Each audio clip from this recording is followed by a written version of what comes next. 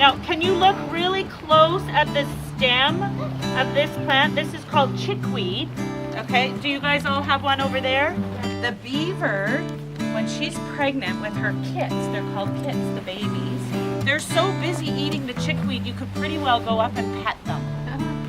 If you look at the hair, or you look on the stem, you notice there's hair only on one side. Can you see there's only hair on one side of the stem? That's the way we're gonna identify it. Things coming out. Yeah, so we call this cat's tongue or cat's ear. Can you eat it? You can actually eat it. Boys and girls, can you see the difference from this leaf to the dandelion leaf? This one's all fuzzy. It also has a yellow flower. Okay? If you pick this one, it's okay. I know.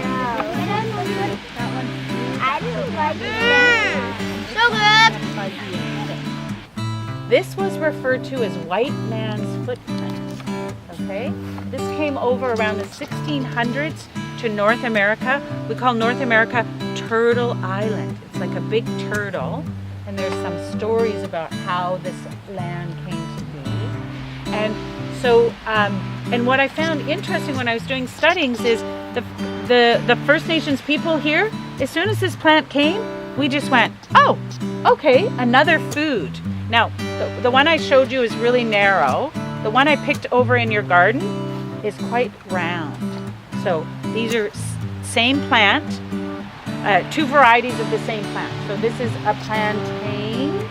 Plantago is its Latin name. We give Latin names to plants. So wherever you travel in the world, if you said, oh, do you have any Plantago major or some Plantago lancelot, that the person who knew about plants would say, oh yes, I have that. When the leaves are really small, we can eat them. Well, did you taste it? Yeah. Kind of grassy, right? Doesn't really have a lot of flavor, but we could add a little bit into our salads. We would make a whole salad, and we get potassium. Boys and girls, you guys could go and collect these little flowers, and we could put it in some olive oil, and we can leave it for 4 weeks.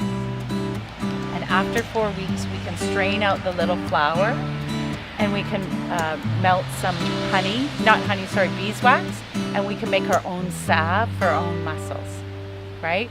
We could, or just leave it in the oil, and then we can also use that. So that might be a really fun thing to do, is we can make a salve. This is our provincial flower, right? Pacific dogwood. And look at how big she is. She's magnificent. She's monstrous. I can't get over how big she is. So I think this is magical that you have such a big, look at how big she is. And this is Oregon grape. So this is one of our First Nations foods. Because you know, boys and girls, in the First Nations community, when you went out to pick your berries, part of your responsibility was to take some of those seeds, so in the berry, and put it somewhere else, so that the plant could grow there too. That's how we would spread our food around. We could eat the whole thing.